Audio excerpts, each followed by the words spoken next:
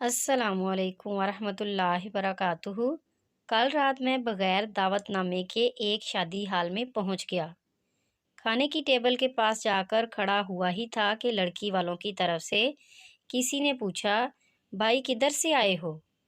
عین اسی وقت لڑکے والے بھی آ گئے، پوچھنے لگے، بھائی کدھر سے آئے ہو؟ میں نے کوئی جواب نہیں دیا، بلکہ چپ چاپ شادی میں آئے لوگوں کی گنتی کرنے لگا، اور پھر بولا، مجھے پولیس اسٹیشن کی طرف سے بھیجا گیا ہے کہ گنتی کر کے آؤ، شادی میں کتنے لوگ ہیں اور ماسک اور سوشل ڈسٹینسنگ کا خیال رکھا جا رہا ہے یا نہیں۔